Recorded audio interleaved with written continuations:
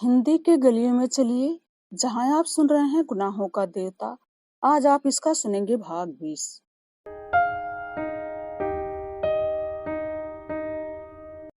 हम लोगों को मध्यस्थ की जरूरत नहीं पड़ती। धन्यवाद। आओ चंदर, यहाँ आओ। पम्मी ने चंदर को बुलाया। चंदर उठकर पम्मी के पास बैठ गया। थोड़ी देर बातें होती रहीं। मालूम हुआ बर्टी अपने एक दोस्त के साथ तराई के पास शिकार खेलने गया है। आजकल वह दिल की शक्ल का एक पाननुमा दफ्ती का टुकड़ा काटकर उसमें गोली मारा करता है, और जब किसी चिड़िया वगैरह को मारता है तो शिकार को उठाकर देखता है कि गोली हृदय में लगी है या नहीं। स्वास्थ्य उसका सुधर रहा है। सुधा कोच पर सिर टेके उदास बैठी थी। सहसा पम्मी ने बिनती से कहा, आपको पहली दफा देखा मैंने, आप बातें क्यों नहीं करती? बिनती ने झेप कर मुंह झुका लिया। बड़ी विचित्र लड़की थी, हमेशा चुप रहती थी, और जब कभी कभी बोलने की लहर आती तो गुट्टर गू करके घर गुजार देती थी। और जिन दिनों चुप रहती थी उन दिनों ज्यादातर आंख की निगाह, कपोलों की आशनाई या अधरों की मुस्कान के द्वारा बात करती थी। पम्मी बोली, आपको फूलों से शौक है? हाँ हाँ, बिनती सिर हिलाकर बोली। चंदर, इन्हें जाकर गुलाब दिखा लाओ, इधर फिर खूब खिले हैं। बिनती ने सुधा से कहा, चलो दीदी, और चंदर के साथ बढ़ गई। फूलों के बीच में पहुंचकर बिनती ने चंदर से कहा, सुनिए, दीदी को तो जाने क्या होता जा रहा है, बताइए ऐसे क्या होगा? मैं खुद परेशान हूँ बिनती, लेकिन पता नहीं कहाँ मेरे मन में कौन सा विश्वास है जो कहता है कि नहीं। सुधा अपने को संभालना जानती है, अपने मन को संतुलित करना जानती है, और सुधा सचमुच ही त्याग में ज्यादा गौरवमयी हो सकती है। इसके बाद चंदर ने बात टाल दी। वह बिनती से ज्यादा बात नहीं करना चाहता था सुधा के बारे में। बिनती ने चंदर को मौन देखा तो बोली, एक बात कहें आपसे, मानिएगा क्या? अगर हमसे कभी कोई अनाधिकार चेष्टा हो जाए तो क्षमा कर दीजिएगा, लेकिन आप और दीदी दोनों मुझे इतना चाहते हैं कि हम समझ नहीं पाते कि व्यवहारों को कहाँ सीमित रखूं। बिनती ने सिर झुकाए एक फूल को नोचते हुए कहा। चंदर ने उसकी ओर देखा, क्षण भर चुप रहा, फिर बोला, नहीं बिनती, जब सुधा तुम्हें इतना चाहती है तो तुम हमेशा मुझ पर उतना ही अधिकार समझना जितना सुधा पर। उधर पम्मी ने चंदर के जाते ही सुधा से पूछा, क्या आपकी तबीयत खराब है?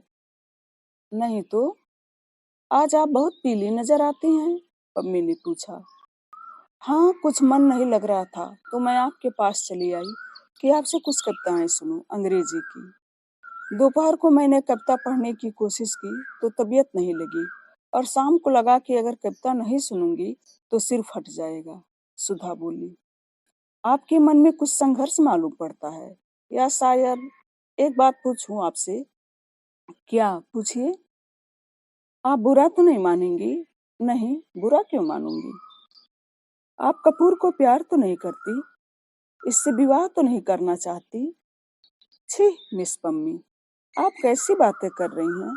उनका मेरे जीवन में कोई ऐसा स्थान नहीं। छी, आपकी बातें सुनकर शरीर में कांटे उठाते हैं। मैं और चंदर से ब्याह करूंगी? इतनी घिनौनी बात तो मैंने कभी नहीं सुनी। माफ कीजिएगा, मैंने यूं ही पूछा था।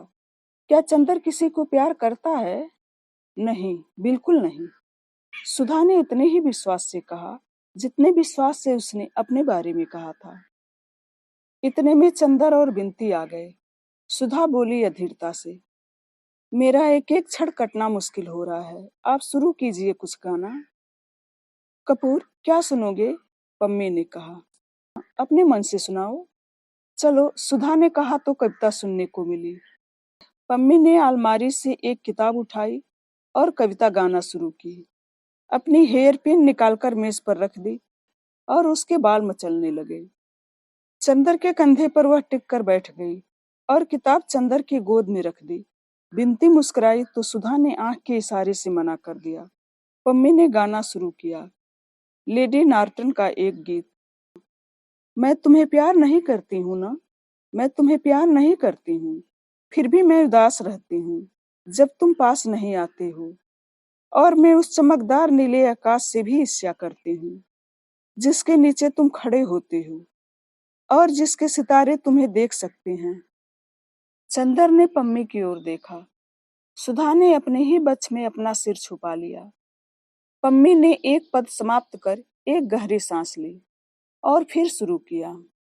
मैं तुम्हें प्यार नहीं करती हूँ, फिर भी तुम्हारी बोलती हुई आंखें, जिनकी नीलिमा में गहराई, चमक और अभिव्यक्ति है, मेरी निर्निमेष पलकों और जागते अर्धरात्र के आकाश में नाच जाती है।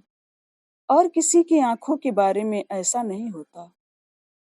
सुधा ने बिनती को अपने पास खींच लिया और उसके कंधे पर सिर टेक कर बैठ गई और पम्मी गाती गई। न मुझे मालूम है कि मैं तुम्हें प्यार नहीं करती हूँ, लेकिन फिर भी कोई शायद मेरे साफ दिल पर विश्वास नहीं करेगा। और अक्सर मैंने देखा है कि लोग मुझे देखकर मुस्कुरा देते हैं, क्योंकि मैं उधर एकटक देखती हूँ जिधर से तुम आया करते हो। गीत का स्वर बड़े स्वाभाविक ढंग से उठा, लहराने लगा, कांप उठा और फिर धीरे धीरे एक करुण सिसकती हुई लय में डूब गया। गीत खत्म हुआ तो सुधा का सिर बिनती के कंधे पर था और चंदर का हाथ पम्मी के कंधे पर। चंदर थोड़ी देर सुधा की ओर देखता रहा, फिर पम्मी की एक हल्की सुनहरी लट से खेलते हुए बोला, पम्मी, तुम बहुत अच्छा गाती हो। अच्छा? आश्चर्यजनक। कहो चंदर। पम्मी इतनी अच्छी है, यह तुमने कभी नहीं बताया था। हमें फिर कभी सुनाइएगा। हाँ हाँ मिस शुक्ला, काश की बजाय लेडी नार्टन के यह गीत आपने लिखा होता। सुधा घबरा गई। चलो चंदर, चले अब चलो। उसने चंदर का हाथ पकड़कर खींच लिया। मिस पम्मी, अब फिर कभी आएंगे, आज मेरा मन ठीक नहीं है। चंदर ड्राइव करने लगा। बिनती बोली, हमें आगे हवा लगती है, हम पीछे बैठेंगे। कार चली तो सुधा बोली, अब मन कुछ शांत है चंदर। इससे पहले तो मन में कैसे तूफान आपस में लड़ रहे थे, कुछ समझ में नहीं आता। अब तूफान बीत गए, तूफान के बाद की खामोश उदासी है। सुधा ने गहरी सांस ली। आज जाने क्यों बदन टूट रहा है, बैठे ही बैठे बदन उमड़ते हुए कहा। दूसरे दिन चंदर गया तो सुधा को बुखार आ रहा था, अंग अंग जैसे टूट रहा हो और आंखों में ऐसी तीखी जलन कि मानो किसी ने अंगारे भर दिए हो। रात भर वह बेचैन रही, आधी पागल सी रही। उसने तकिया, चादर, पानी का गिलास सभी उठाकर फेंक दिया। बिनते को कभी बुलाकर पास बिठा लेती, कभी उसे दूर ढकेल देती। डॉक्टर साहब परेशान रात भर सुधा के पास बैठे रहे, कभी उसका माथा, कभी उसके तलवे में बर्फ मलते रहे। डॉक्टर घोष ने बताया, यह कल की गर्मी का असर है। बिनती ने एक बार पूछा, चंदर को बुला दें? तो सुधा ने कहा, नहीं, मैं मर जाऊं तो मेरे जीते जी नहीं। बिनती ने ड्राइवर से कहा, चंदर को बुला लाओ। तो सुधा ने बिगड़ कर कहा, क्यों तुम सब लोग मेरी जान लेने पर तुले हो? और उसके बाद कमजोरी से हाँफने लगी। ड्राइवर चंदर को बुलाने नहीं गया। जब चंदर पहुंचा तो डॉक्टर साहब रात भर के जागरण के बाद उठकर नहाने धोने जा रहे थे। पता नहीं सुधा को क्या हो गया कल से। इस वक्त तो कुछ शांत है, पर रात भर बुखार से बेहद बेचैन रही है और एक दिन में इतनी चिड़चिड़ी हो गई है कि बस। डॉक्टर साहब ने चंदर को देखते ही कहा। चंदर जब कमरे में पहुंचा तो देखा कि सुधा आंख बंद की हुई लेटी है और बिनती उसके सिर पर आइस बैग रखे हुए है। सुधा का चेहरा पीला पड़ गया है और मुंह पर जाने कितनी ही रेखाओं की उलझन है। आंखें बंद है और पलकों के नीचे से अंगारे की आंच छनकर आ रही है। चंदर की आहट पाते ही सुधा ने आंखें खोली, अजब सी आग्नेय निगाहों से चंदर की ओर देखा और फिर बिनती से बोली, बिनती, इनसे कह दो जाए यहाँ से। बिनती स्तब्ध। चंदर नहीं समझा, पास आकर बैठ गया। बोला, सुधा, क्यों, पड़ गई ना? मैंने कहा था कि गैरेज में मोटर साफ मत करो। परसों इतना रोई, सिर पटका, कल धूप खाई और आज पड़ गई। कैसी तबीयत है? सुधा ऊपर खिसक गई और अपने कपड़े समेट लिए, जैसे चंदर की छां से भी बचना चाहती है, और तेज, कड़वी और हाँफती हुई आवाज में बोली, बिनती, इनसे कह दो ये जाए यहाँ से। चंदर चुप हो गया और एकटक सुधा को देखने लगा, और सुधा की बात ने जैसे चंदर का मन मरोड़ दिया। कितनी गहरियत से बात कर रही है सुधा। सुधा, जो उसके अपने व्यक्तित्व से भी ज्यादा अपनी थी, आज किस स्वर में बोल रही है। सुधी, क्या हुआ तुम्हें? चंदर ने बहुत आहत हो दुलार भरी आवाज में पूछा।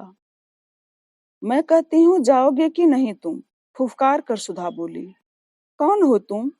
मेरी बीमारी पर सहानुभूति प्रकट करने वाले, मेरे कुशल पूछने वाले। मैं बीमार हूँ, मैं मर रही हूँ, मुझसे मतलब? तुम कौन हो? मेरे भाई हो? मेरे पिता हो? कल अपने मित्र के यहाँ मेरा अपमान कराने ले गए थे। सुधा हाँफने लगी। अपमान? किसने तुम्हारा अपमान किया सुधा? पम्मी ने तो कुछ भी नहीं कहा। तुम पागल तो नहीं हो गई? चंदर ने सुधा के पैरों पर हाथ रखते हुए कहा। पागल हो नहीं गई तो हो जाऊंगी। उसने पैर हटा लिए। तुम, पम्मी, गेसु, पापा, डॉक्टर, सब लोग मुझे मिलकर पागल कर दोगे। पापा कहते हैं ब्याह करो, पम्मी कहती है मत करो, गेसु कहती है तुम प्यार करती हो, और तुम कुछ भी नहीं कहते। तुम मुझे इस नरक में बरसों से सुलगते देख रहे हो, और बजाय इसके कि तुम कुछ कहो, तुमने मुझे खुद इस भट्टी में ढकेल दिया। चंदर, मैं पागल हूँ, मैं क्या करूँ? सुधा बड़े कातर स्वर में बोली। चंदर चुप था, सिर्फ सिर झुकाए हाथों पर माथा रखे बैठा था।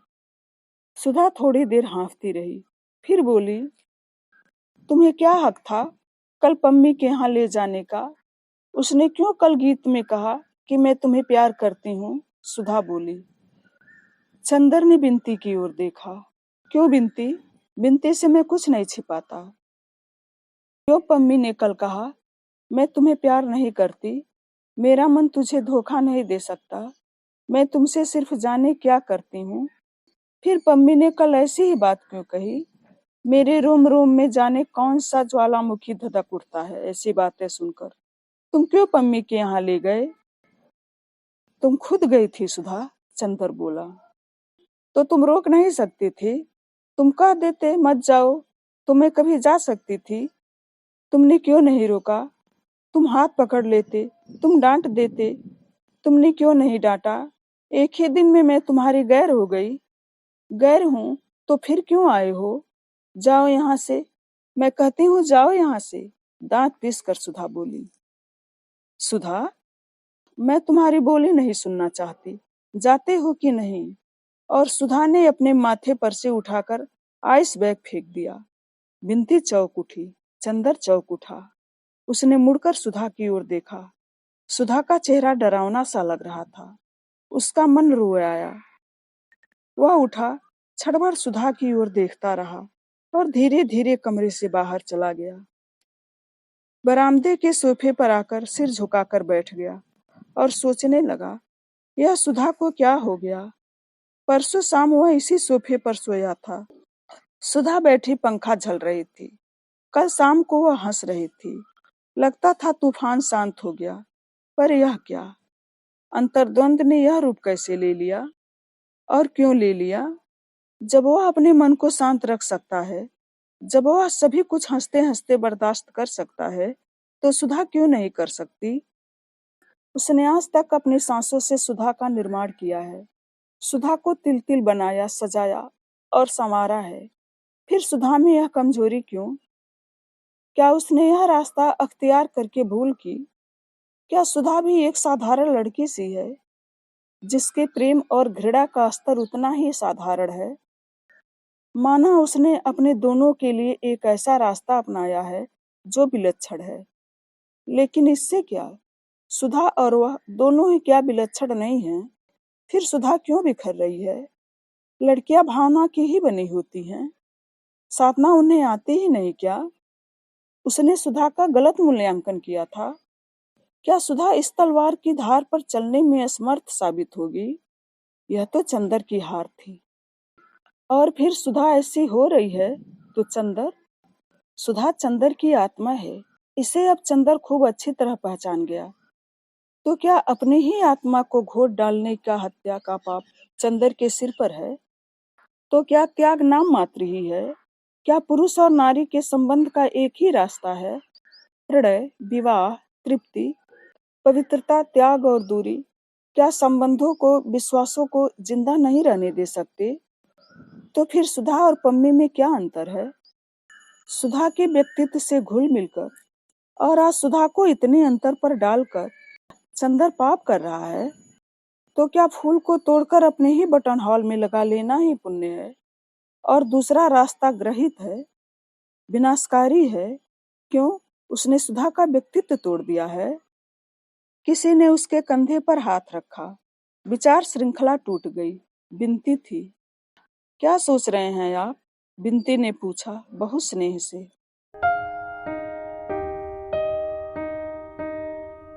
गुनाहों का देवता भाग 20 आज यहीं तक।